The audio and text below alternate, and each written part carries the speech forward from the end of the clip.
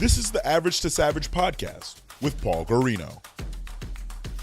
Everyone and anyone, athletes, celebs, and much more. What's up, everybody? I'm back for episode 3. I got another special guest, Donald Thomas, former O-lineman in the NFL. Don, what's up? Hey, man, how you doing? Good. How about yourself? Man, I can't complain.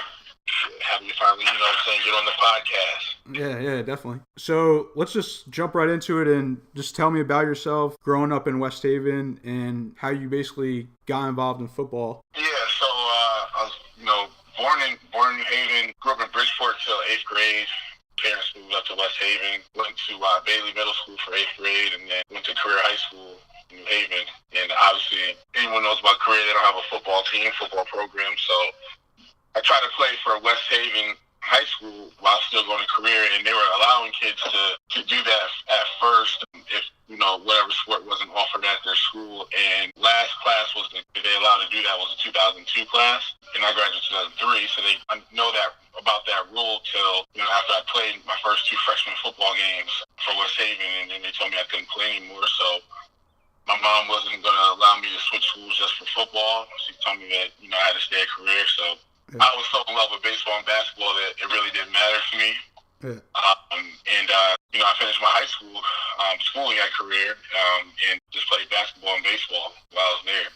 Gotcha. Now, I don't know if it's true or not, but I was reading on Wikipedia that it said you played soccer in high school too. Is that true or not? Yeah, so I played soccer for 1 year, my sophomore year. I was trying to fill that void for the fall sports. Gotcha. That was not for me. I was too big and slow for soccer. Too much running. Gotcha. Oh, so if you were on the West Haven team, you were going to be on the championship team, 2003. Right, exactly. Right. Oh, that's crazy. I was kind of salty about it. I try not to even talk about it, but yeah. That's crazy. They had some good players while I was in high school. Yeah, for sure. Rob Jackson was there. I know he was there. You ended up going to UConn just as a student, right? Right, yeah. So I got in strictly on on academics. Went there, and I couldn't, being a regular student. You go from being, star athlete to just one of 40,000, kids on campus. It was a tough pill to swallow. Yeah, knowing that I was in my athletic prime. I was 18 years old, so I had to figure out what I wanted to do, and I was, I knew I couldn't play basketball. The point guards were taller than me when I got there. And I tried out for the baseball team, and that didn't work out. And so I was like, well, football's a long shot. I haven't played two games my whole life. High school, freshman football at that. Played at the Division I level. I thought to myself at one point it was virtually impossible. And then once I got around those guys, and they all, I realized some of them were bigger than me, obviously, but for the most part, I was right in the pack. And I wasn't even lifting yet. So I kind of, figured that I could at least, bang with them a little bit. This crazy idea. I was like, you know what, I'm just going to, work out and try out for the team. Yeah. How big were you going into freshman year at UConn? Going in my freshman year, I was probably 245. I graduated high school, I was 256, and I lost a lot of weight over the summertime working out and just working. Yeah. And then I got up to about 270 something my freshman year. Yeah. That was kind of before I started lifting and stuff. I was kind of just eating and partying and going to class and being a typical freshman. And then once I kind of buckled down and started working out every day and trying to, really get my mind right for football, I got down to about 264, 265 once I finally had a tryout for the football team, and that was my weight, and, crept up to over 300 by the time I graduated and, went to the NFL, but it was a constant progression. So while you were at UConn, what happened? You just woke up one day and you were just I'm going to go try out for the football team? So one of my high school basketball teammates, his older brother played at UConn while we were in high school.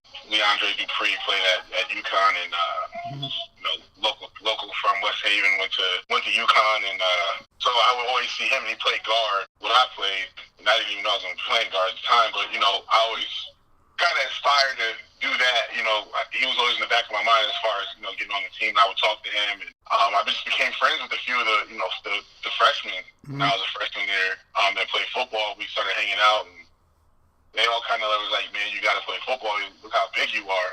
And I was like, you guys are crazy, And so when their season was over with, we night, everyone was playing, basketball in the student gym on Saturday morning, and basically half the team was there, and I kind of really got to see everybody.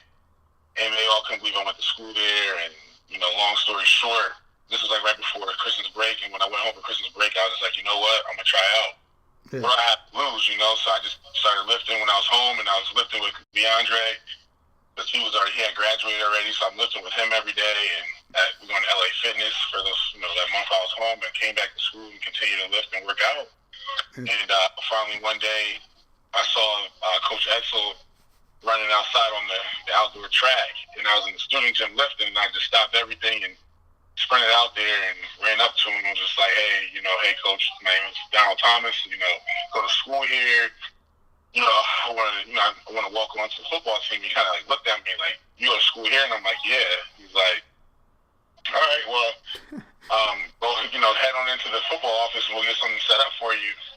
So I went in there, and I guess he had told a few of the coaches that he seen this kid with some size that came up to him, and they all kind of, had a heads up I was coming in. So when I went in there, talked to the Don Corzine, the head of football operations at the time, they kind of, popped out of their offices to meet me or whatever, and so they initially was going to, put me on defense. So, I met the D coordinator and the D-line coach and the linebackers coach and all that, and they set up like a workout for me like a week later, and just went through some drills and ran a couple 40s and a couple broad jumps and stuff like that. And, you got the athleticism, see what you can do when you put some pads on and learn the game. And that was like right before the spring game, so school was almost out. Yep. So they just told me, I filled out paperwork for the NCAA clearinghouse, and we'll walk on, and stayed up at UConn for the summer and worked out with the team, took a couple classes, and kind of the rest is history. What basically happened after that? You redshirted, right? Yeah, so my sophomore year I redshirted. Just had to learn the game, so I started off on defense during training camp, and so you didn't know any of the plays and stuff either. I knew nothing. They had me at D tackle, and I lined up, as a 5 technique as a DN. The first time I got in there, I didn't know where to line up at. It was rough. So I kind of stepped back and had to watch the older guys go. And Coach Etzel saw me one day when I was going to eat, and he said, "Hey, I'm gonna move you to offense. We're losing 7 offensive linemen next year. And this will be your best opportunity to eventually get on the field at some point." And so of course I'm shocked. I don't want to play offensive line. I'm a defensive guy. Yeah. So I kind of had what I'm going to say, argue with him. At that point, I'm just a walk-on that's just happy to be here, So I eventually I go to practice and start learning the game again. And that whole year I'm on scout team and just kind of, just learning and trying to, I was always strong enough, so that wasn't an issue. But it was just kind of more so just working with a God-given ability that I had, and just trying to imitate what I saw the older guys do that was right. And I got a chance to, go in there and make a play. That's what I did. So, my junior year was my redshirt sophomore year, and they put me on kickoff return, setting the wedge, and I took pride in that. And I was game day for me was everything, getting on that field, and then just no one really wants to set the wedge, and I kind of looked forward to it. I was looking forward to guys coming down and trying to hit me because I was just trying to destroy them. Yeah. And again, my senior year, I was on. So my senior year, I earned a scholarship. Yeah. So I played sophomore year, junior year. My senior year, I earned a scholarship for my senior year, and then about halfway through the season, Coach Etzel asked me to come back for a 5th year. He said I'll be a starter next year. So I started the last 2 games of the year, of my true senior year, and came back as a 5th year senior. Started all 12 games. First team All Big East. Yep. Got invited to the Combine, got invited to the Hula Bowl, got invited to the East-West Shrine Game. Was this crazy to you, all this happening? Yeah, it was insane. It was kind of everything happened so fast, Before I knew it, I was looking at ESPN top 5 guards. I was number 5. And, yeah. I only played 12 games, and it was just it kind of snowballed. Yeah. Seniors in college, everyone wants to know what their draft grade is, so you go on these websites and look. After the second game, my name's up there, with a green arrow pointing up next to it, and it's just getting higher and higher and higher as the weeks go by. Before you know it, it's like guys, teams are kind of game planning for you and knowing that they want to run. They're gonna, we want to run the ball to my side and putting their best D lineman on, on me and stuff like that. So it was surreal, And then before you know it, I'm at the combine. Really, I was at these All-Star games, and I was in shock just seeing, these guys from Florida and Alabama, and to us, like that, when you're in college, you play against those teams. Those are the heralded teams that everybody wants to go to, Michigan and programs that, so I'm looking at these guys like, wow. And then I go play up against them, they're no different than me, you know what I mean? Like I was actually, blocking them like it was nothing. So is that when you were like, wow, I could really make the NFL? Yeah. That's when I knew that I could compete at that level. Yeah. That was I knew that I could compete. I could have, competed against those guys during the year. Now, I was still nervous, going to the league, obviously, because it's different. You got grown men up there, and you got guys that you're rookies, you're going against a 10-year vet that knows every trick in the book. So, and then once I, got drafted and got up to, got down to Miami, and it was different, but I still was able to compete. You know what I mean? Like I wasn't getting blown back and stuff like that. So, I got drafted 6th round in Miami, and I was just grateful to go, really only pretty much play like 12, 13 games. Yeah. Were they on your radar? No, actually they weren't. I didn't have a meeting with them at the combine. I didn't have any phone calls from them. My agent never talked to anybody from Miami. I'm thinking I'm going to end up in Cleveland or Green Bay or Houston. I'm thinking of, there were like a handful of teams that were really showing interest. Yeah. And Miami came out of nowhere. And Bill Parcells actually called me on draft day.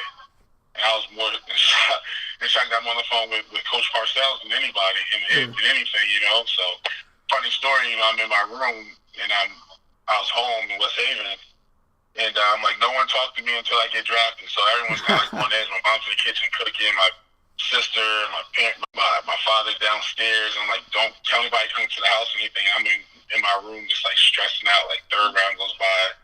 They told me I won't be there past the 4th. The 4th goes by. I'm like, God, a punter gets drafted in the 5th. I'm like, oh, my life's over. So finally, I get a 954 number call my phone in the 6th round, and I go to pick it up, and they're like, hello, this is Bill Parcells with Miami Dolphins. And I'm like so in shock, like I fumble the phone and hang it up. I'm like, but it's like a 5,000, 954, whatever, 5,000 number is just like the general number. So I go to call it back, and they're like, Miami Dolphins, like, hey, somebody just called me. I think it was Coach Parcells. I hung the phone up on him in an accident. And she's like, okay. And then he was calling me again, so I clicked over, and he was like, hey, is everything all right? I'm like, yeah. He's like, all right, well, we want to draft you. And I was like, that's perfect. And by that time, I'm like coming out of my room and like running downstairs, and I'm on the phone with the Dolphins, and my parents are going crazy. I'm like, shh. And then like we look at the TV, and my name goes across the screen, the little highlights go up, and it was just crazy. It was nuts after that. Yeah, actually, and personally, I'm a Dolphins fan, so I remember that draft because I remember they were taking Jake Long with the first pick. Yep. And then you were getting some buzz over him, right? Yeah, it was crazy, man. Like when I think about that day, it was just like everything got blurry after I got drafted. Like literally, like it wasn't like I was drinking or anything. I'm just saying, like it was just like like you worked so hard for that moment, but then back in my mind, like I know I still have so much more work to do. Were you also like pumped to go live in Miami? You know what? It really didn't even dawn on me that I was gonna be in Miami until like all my boys came over and they're like, hey, we're coming down, to hang out, blah, blah, blah. I'm like, hey, I am going to be in Miami. That's crazy. Like, I'm going to be going there in like a few days to like sign my papers and all that. So that was crazy within itself. But it really didn't even dawn on me that I was going to be in Miami till maybe hours after I got drafted. Literally, I was just so happy to be drafted. I didn't care if I was going to be in Green Bay or Seattle or, you name like the worst places that you don't want to really live in. I just didn't even care. Buffalo, like, no offense to any of those places, but I'm just saying, least desirable kind of travel destinations, and it was like, I'm going to a place where everybody wants to go, so it was cool. Yeah, for sure. You were coached by Tony Sperano, right? Right, yeah. So he's from West Haven, too. Did he know you were from West Haven? Yeah, so he knew, and actually, he went to the old career high school, which was Lee High School. Okay. Back in the day, and so kind of we went to the same high school, so to speak, not the same building, but the same same school concept, just different name and new building. But so we kind of had that connection that way as well. So that was kind of cool to know he was from Connecticut. Yeah, for sure. That's crazy. There's just like some crazy coincidences on there. Right. Yeah. So that was a cool little aspect. I thought that would work in my favor, but he didn't show me any type of favoritism. And it was strictly business. Yeah, for sure. So then you played for the Dolphins for 2 years, right? Yeah, 2 years. Then you got signed by the Lions, but you didn't play in 2010, right? So what happened then? Right. Yeah. So I got released by Miami at the end of training camp, and I worked out for probably 15 teams in those 10 weeks that I was off that season. Yeah. I was almost doing two workouts a week, and finally, worked out for the Lions twice, and they signed me the week of Thanksgiving. So I was there for 4 or 5 games, and the season off there.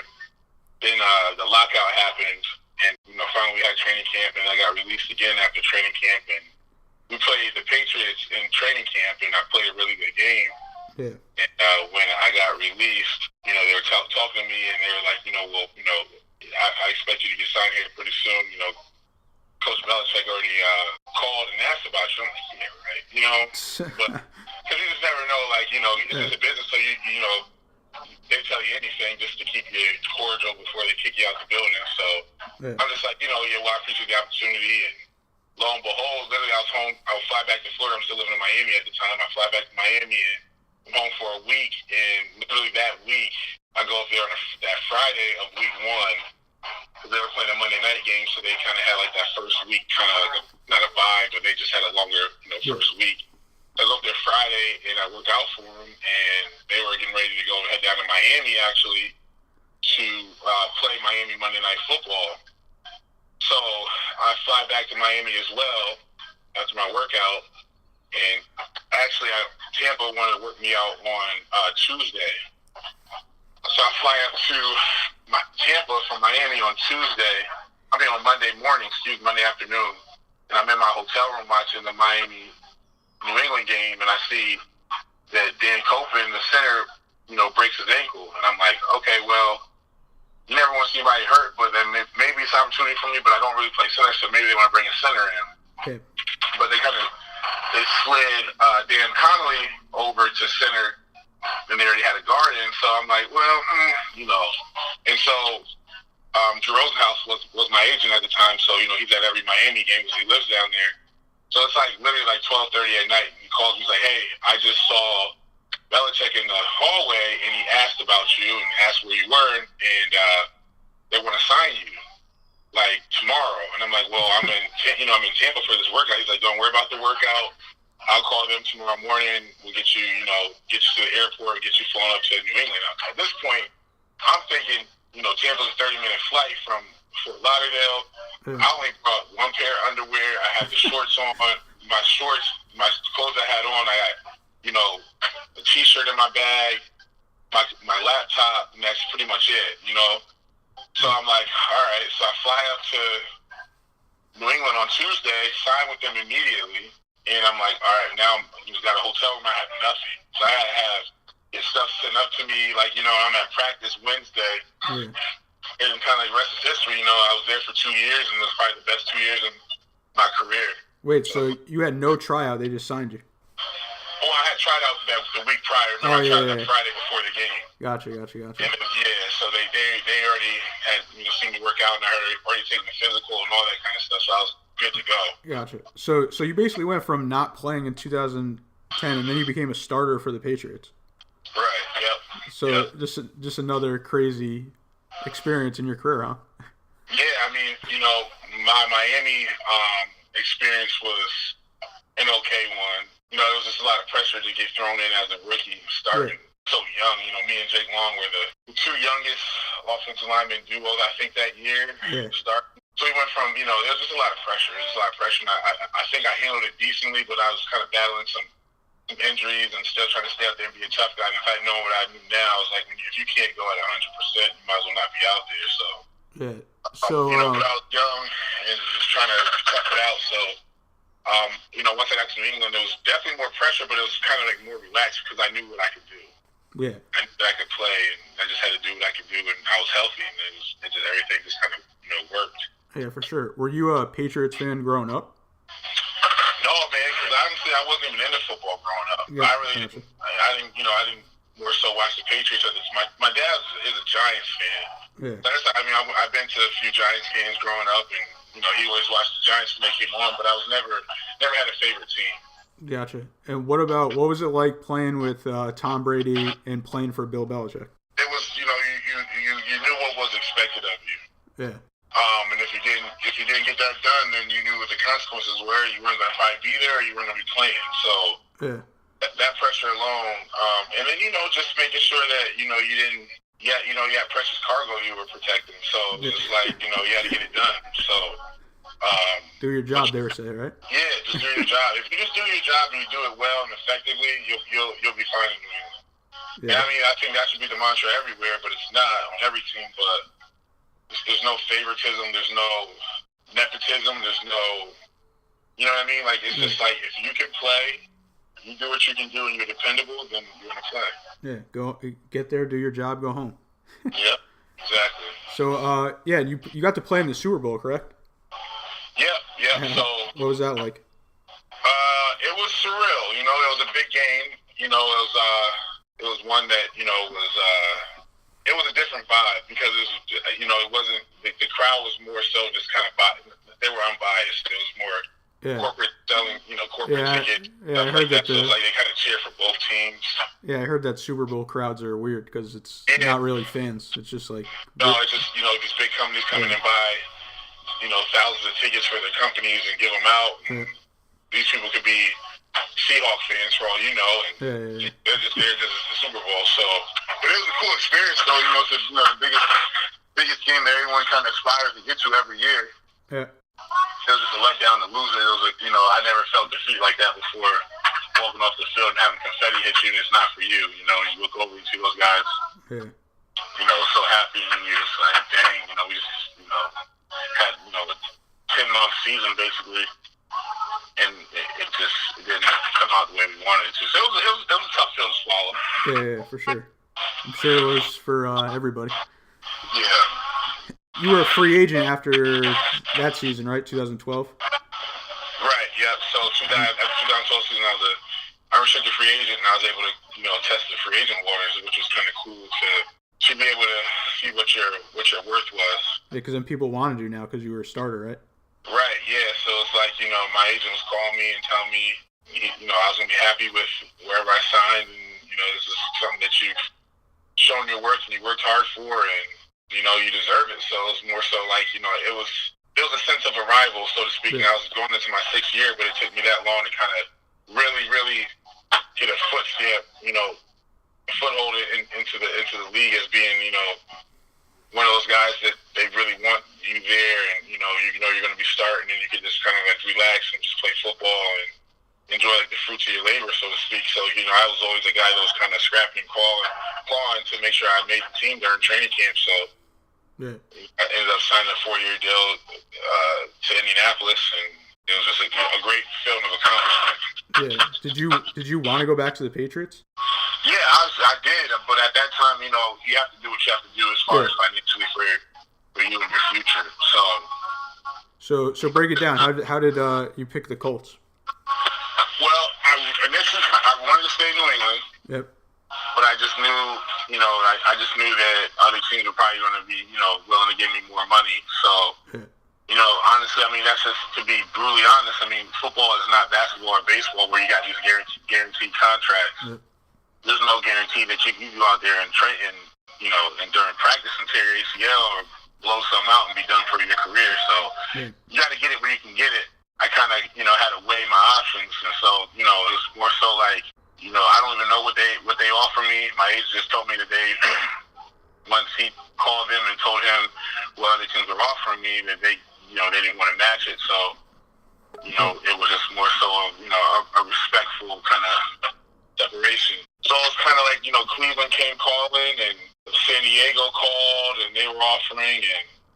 Denver was offering and Indianapolis was offering. And so once, the numbers went up too high for Cleveland and San Diego dropped out, it was between Denver and here in Indianapolis. Denver gave me the first best offer, and then Indianapolis gave me an offer, but it was more of incentive-based to get the same number that Denver was going to give me. And so I was just like, no, I'm not taking that because you just never know what can happen. If you don't hit those escalators or whatever, for whatever reason, you get banged up and you're not going to get what you're supposed to get. So, yeah, for sure. It's like, I told him, I was like, well, I guess we're going to Denver. He's like, well, you don't sound too happy. I was like, well, I really don't want to really go out that far. I'm from the East Coast. That's just a little too far for me. I'm in the mountains and it's just not where, it's cold and it's just like, I was like, but for what I have to do for my career, I'll go out there. Yeah. He's like, give me a minute, I'll call you back. And he called back like 15, 20 minutes and he's like, well, good news. Looks like you're going to be a Colt. They matched the offer. So I was like, perfect. So I ended up signing with Indianapolis. That's dope. So then, so basically you went from like a legend, Tom Brady, to the future star, Andrew Luck. So what was that like? It was cool. To see Andrew so young in his career with so much potential. Yeah. He was even asking me questions about how Tom Brady was, so, he just has a lot of potential. Honestly, like, that was another factor, like, to go, protect somebody like Peyton Manning, too, was a lot of pressure knowing, like later in his career, he can't afford to take a hit at that time, so it's like, do I want to have that pressure on me as well? Not, like, I'm not saying give up the sack, but I'm just saying, like, I just want to go somewhere where there's a young quarterback. It's going to be fun. It's going to be enjoyable. See him, blossom and all of that. So, Andrew's a bright guy. He knows the game. He's got every physical tool that you can imagine that you want in a quarterback. He's big, he's strong, he's fast, he's, smart. So, it was cool. I wanted to be a part of that, and that was kind of like why I really wanted to come here as well. Yeah. You had some bad luck with injuries after that, right? You had 3 years in a row or something? Yeah, so my first year in Indy, I tore my quad in the second game of the season against Miami, go figure. And I was out for the year. Rehabbed it, came back, and then tore it again second week of training camp the next season. So I was out again for the year. Came back the next year, they put me on, PUP, trying to see where my knee was going to be once they were ready to make a decision. And when it was time to make a decision, they just didn't feel comfortable enough to, weigh the risk of me, going back out there and hurt my knee again. So that was just it. And they released me and came home and just kind of decided, like, hey, I think this is it for me. Like, my knee's too banged up. Honestly, like, the player in me doesn't want to quit. And I didn't think I was quitting. It was just more so of my knee just couldn't take it anymore. And, part of me was like, I wanted to get back out there, but the other part knew that my knee wasn't ready for it yet. Like, now, my knee can hold up for it, but it's just not how it was before I got injured. So there's no point in me trying to go out there and risk it. So I had a couple workouts with some teams that year. I didn't sign with anybody, and I just kind of called it quits. What year was this? This is 2015, 16? 15. Yeah. Yeah, I mean, and by then that's when you had your family and stuff too, right? Yeah, so my daughter was born in 2014. My son was already born. He was born in 2011. So I got 2 babies at home. I was married at the time, and it was just, it wasn't like I was hurting for anything. So it was just like, well, let me just focus on my family, and I'm still young enough to be with them and not be, away from them all day and stuff like that. So, I was just like, well, we'll make some things shake around here and do some other business ventures and, try to create some more sources of income. So that was like my next step. Was literally like that same day that I got released was when I went into my office in my house and I literally started doing research on the Rita's franchise and, thinking of what my next step was going to be. Yeah, for sure. So last football question, and then we'll get into entrepreneurship and what made you come about that. So what do you think about the NFL not allowing players to protest against the anthem? Honestly, the way I feel about it is, to each his own. I feel like this has been blown out of proportion a lot more so than it needs to be. It's just one of those things where, I feel like, honestly, in my opinion, protest or not, it's not really going to change anything that goes on in America. Mm-hmm. So guys can protest till they turn blue in the face, but it's not really, to me, personally, it's not going to change anything. So whether, they allow guys to protest, whether they don't allow guys to come out there and protest, or, they find teams, it's not going to change anything. Yeah. So that's like my thing is like, it's not going to change anything. So what are we really making a big deal about this for? But, hey, it causes controversy. It causes, it gives people something to talk about, for the media to... Yeah, for sure. Gives them something to write about and blog about and ask about. So why not keep it going? So, either way, if I was still playing, I'd still be out there, standing out there for the national anthem. Honestly, that's what kind of got me going. Like, that was just part of game day for me. Yeah. For sure. I look forward to hearing, singing the national anthem, seeing the flyover. When you see those jets go over, it's game time. Like, you know what I'm saying? So, really, that just became part of life. Yeah. On Sundays. Yeah. So, I wouldn't want to take that away from me because that's what I got accustomed to. Yeah, for sure. So, whether how I feel about, a protest or how I feel about, injustice that go on in America, me standing up or not coming out or taking the knee is not going to change anything. That's my take on it. Yeah, so you think players should be doing stuff more off the field? Yeah, but at the end of the day, like, players doing stuff more off the field, on the field, or doing nothing is not going to change anything. People have to change within themselves. Yeah. You know what I'm saying? Like, it could because there was like this mental health issue with this guy Royce White, and this was 2015 or 14, and the NBA didn't give a shit, right? When he said all this, and then this year Kevin Love comes out and says something about like mental health and anxiety and all this. And now all of a sudden everybody cares because Kevin Love and DeMar DeRozan said it. Right. So it's like kind of funny, like that in that perspective. But yeah, I see what you're saying about like nothing's gonna change until. Yeah, right. So it's more so like a totem pole, right? Yeah. So the guy you named, I don't even know who he is, but I still know who DeMar DeRozan and Kevin Love are. Yeah, exactly. But I'm saying though, like at the end of the day, if you can make it to that level, you're an elite athlete. Period. Whether you never play a snap, a minute, you never get in a bat. You never catch a ball, fly ball, whatever. You made it to that level. You're an elite athlete, right? Yeah. 1% of everyone that grows up playing, we all were included that started playing rec ball.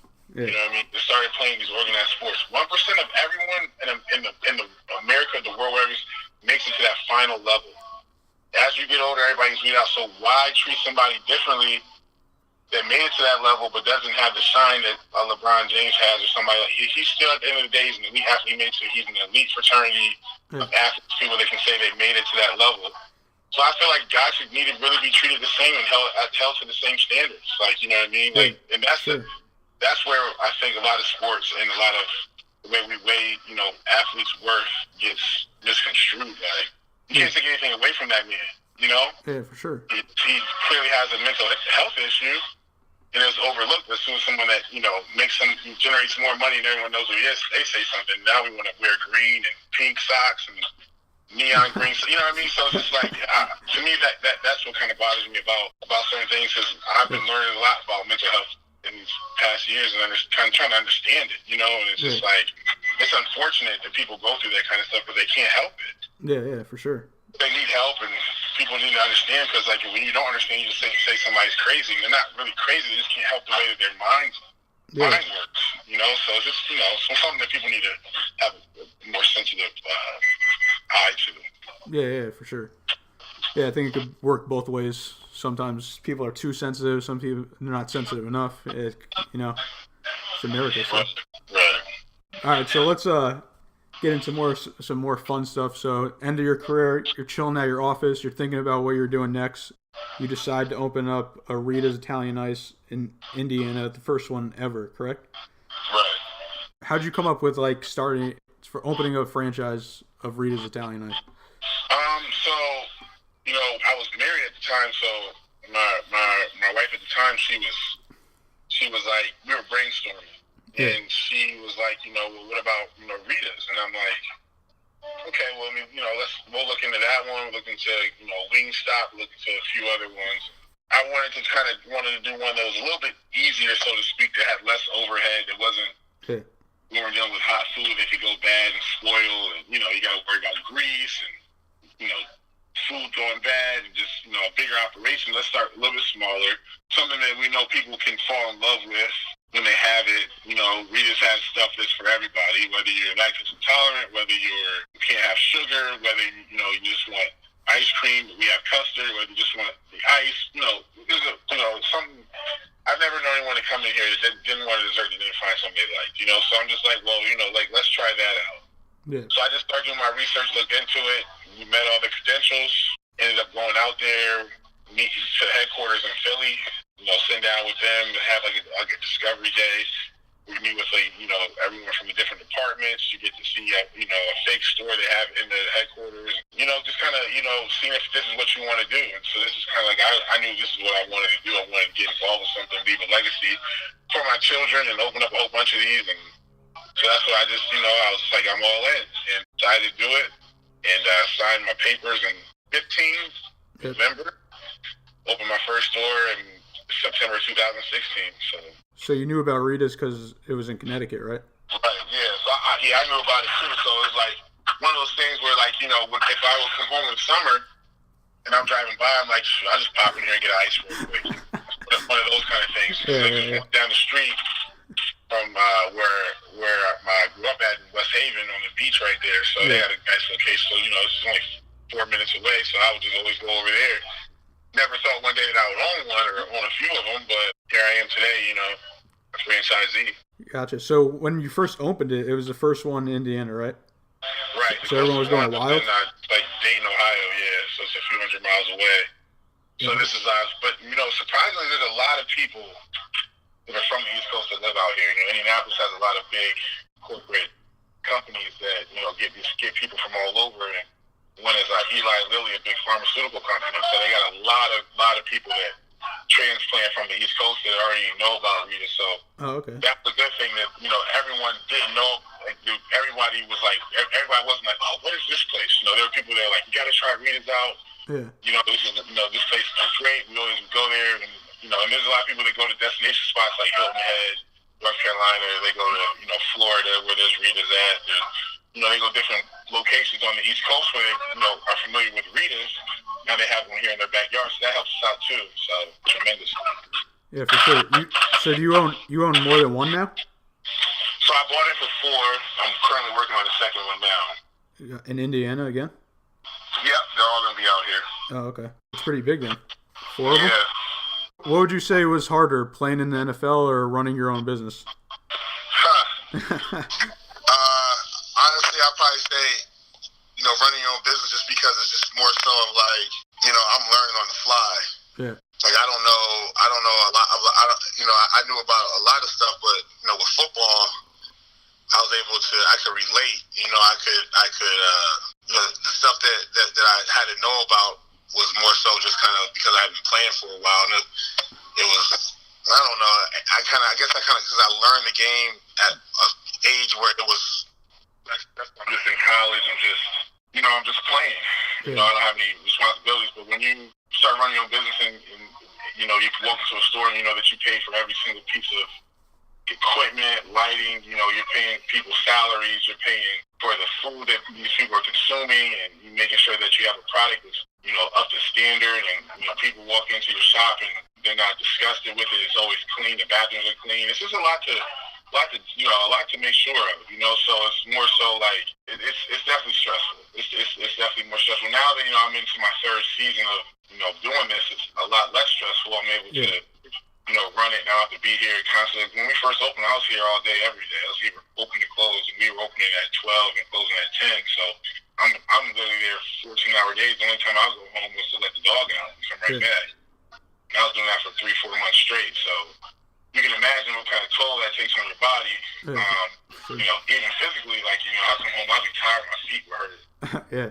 Eventually, I was just worn out, so. Yeah. For football, at least it was a few hours I could go home and relax or go get a massage or get in the hot tub, go get treatment. But here, it wasn't any of that. You're on this hard tile floor, and you're making sure that every customer that comes in, you got treated the same way, because they don't know that you've been here for 10 hours already.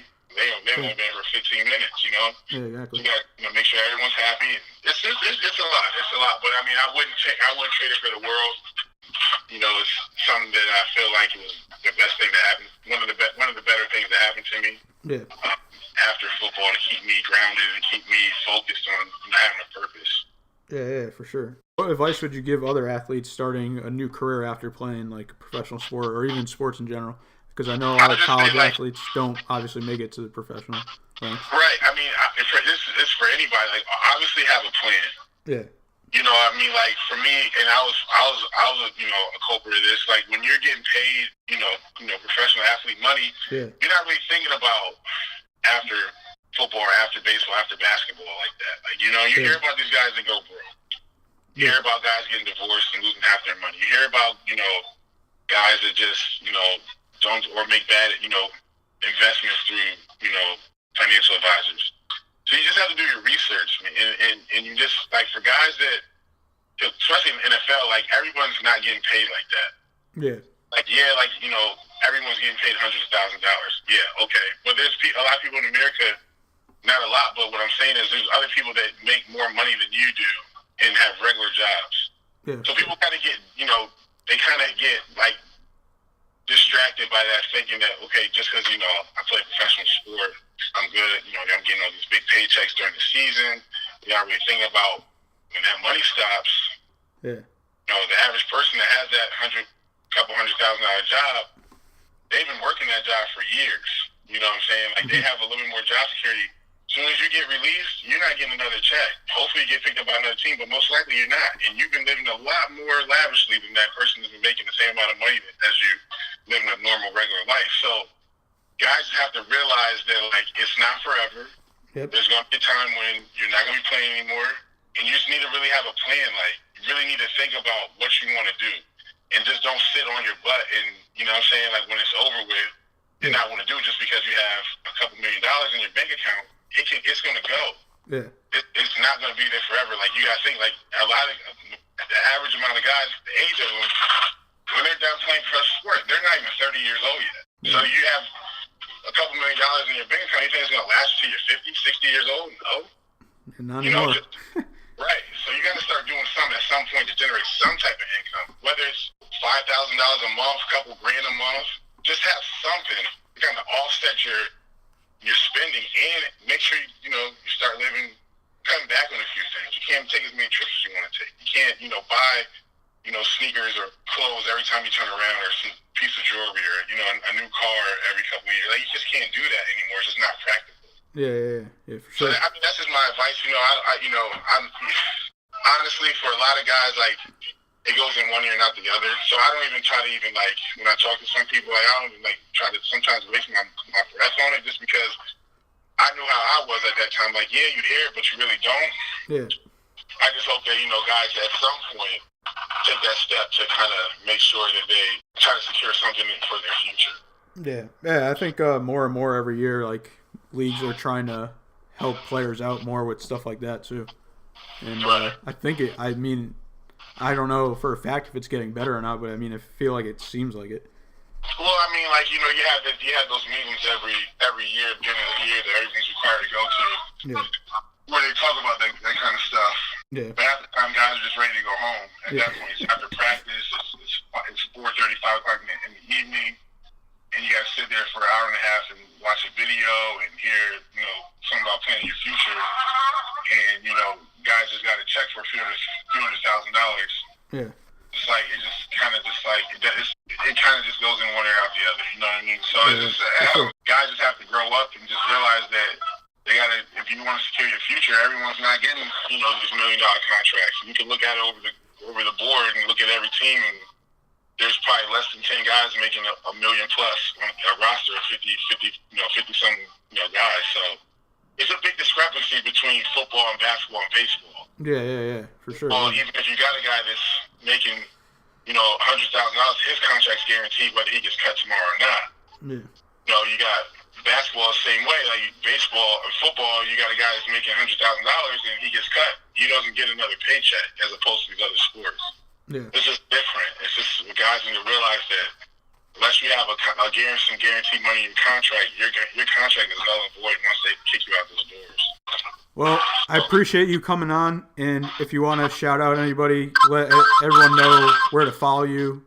The floor is yours. I'm on Instagram at @dthomas_boss. On Twitter, but not really. Yeah. dthomas64. Those are my two social media outlets. But more so, I'm on Instagram more so than anything. So. And what about you have one for Rita's too, right? Right. It's called Rita's Fishers on Instagram at Rita's Fishers on Instagram. So I'm definitely up there as well. Follow. I'm always posting stuff. So. Yeah. So you're back in the gym, right? Yeah, man. I'm back in the gym trying to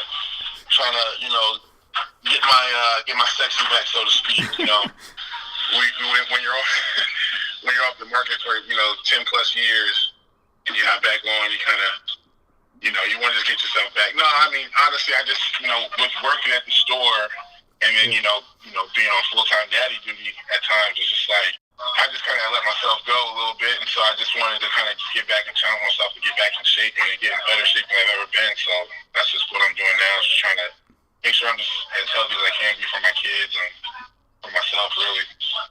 Yeah, for sure. Donald Thomas Fitness coming soon? You never know. Never know. Give me another year. Let me get all the way to where I want to be. And maybe I might open my own gym and just do personal training. There you go. Well, I appreciate the time. And I appreciate you having me. Yeah, no problem. And I think people will like this one.